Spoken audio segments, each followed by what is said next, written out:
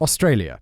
So they built this floating hotel, right? It's a picture of it here. It's really, really weird because when I was looking into this, I kind of imagine what we're looking at, people who are listening, is basically, it just looks like an apartment block that's been put on a barge. Yeah.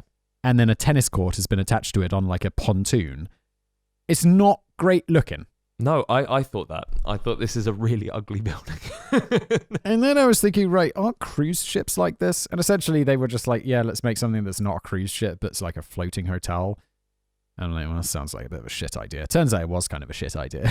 Wow, this was my very first thought when I looked at this. I thought, they get some big storms in Australia, really big storms. Yeah. And the last place I'd want to be during a big storm is on a boat in shark-infested waters, surrounded by things that can kill me, where once I get to land and I've escaped said hotel, everything's going to kill me on the land. So it's...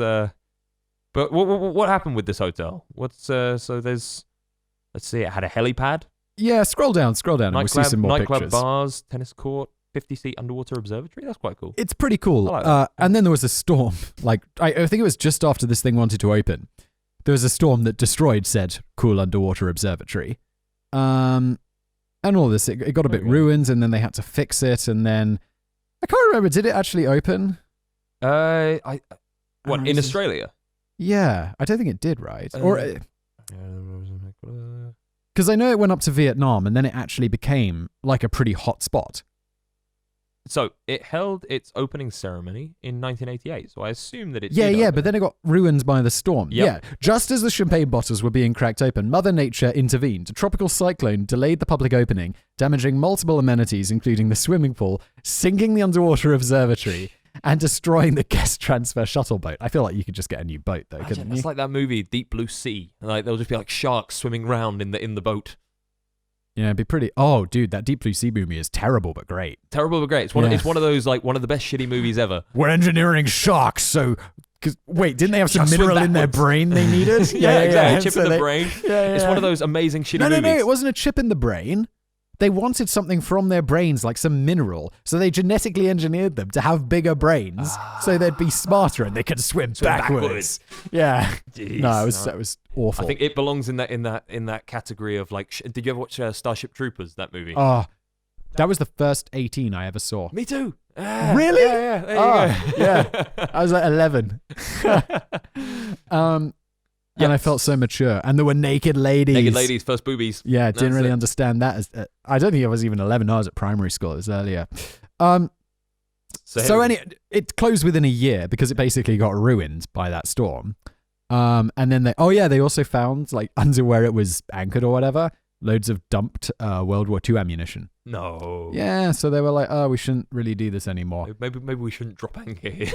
No, so they pick up anchor and they float it off. And I imagine, they don't say in the article how they moved it, but they must have attached it to some sort of barge or something. Tows, I think, yeah. Tow, not a barge, a tow. A tug.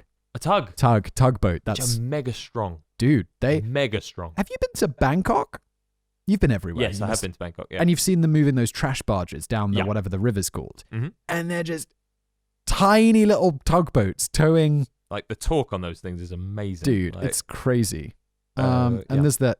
Did you see that video recently of that Ford truck towing a train or something? Like, just showing off its torque. Yeah.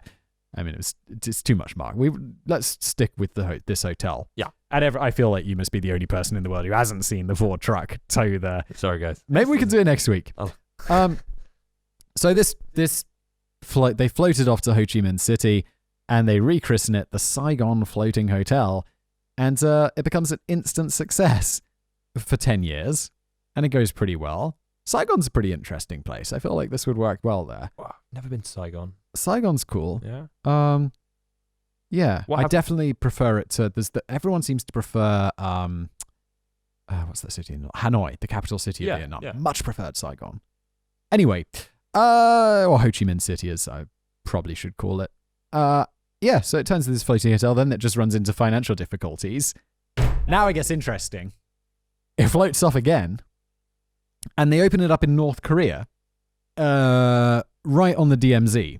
So, because obviously we talked about dividing Korea in a previous episode. What they basically did is they've put it by like on the DMZ. So families from the north and the south who were separated when the country was separated can have somewhere to like come together and reunite and all of this stuff. And then basically some North Korean soldier ends up shooting one of these South Korean tourists at some point, and they close it. It kind of turns, it gets a bit rusty. Oh yeah, scroll down, zoom in on that picture. Yeah, here we go. This It's is a picture of Mr. Un at the hotel. Yeah, so you got like Kim Jong-un with his epic haircut as He's always. a funny looking man, isn't he? He's a weird man. Anyway, the hotel in the background's kind of rusting, and even Kim Jong-un was like, "This is kind of a piece of shit, guys." I don't want this in my country.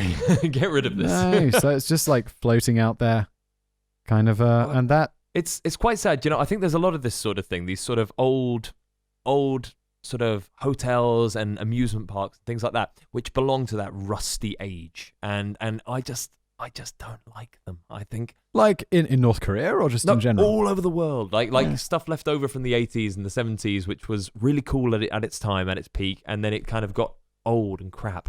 Yeah. And like we used to go to a swimming pool nearby me, and it turned. Dude, I think this is. Sorry to interrupt. I think this is just of our age, and then so our stuff that's kind of crap to us is stuff from the 70s and 80s. And I think, the kids of today will be like the stuff from the 90s and early 2000s is kind of, because everything gets tired and old and bad. Could be, but I think we are beginning to build things a bit better. Like I was gonna say, we used to go to the swimming pool when I was younger, and it turned out they had to close it because there was no earthing. So if it had been struck by lightning, electricity? Everyone would have been cooked inside Holy the shit, pool. That's intense. And like it's this sort of thing. Like this thing was probably not earthed. Let's be honest. But oh, you mean this hotel? This hotel. No earthing Dude, there. I don't know. Anyway, they're going to demolish it. Like apparently, he's ordered its demolition. Oh, okay. Oh, is it still? It's still floating.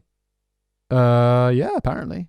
Oh, Probably bring it up on Google Maps, like satellite view. I Should have imagine. looked into that, but I don't know where it is or anything. I think it says in the there you article. go. Yeah. So the world's first floating hotel looks to be coming to the end of and its if it's not a odyssey. sea.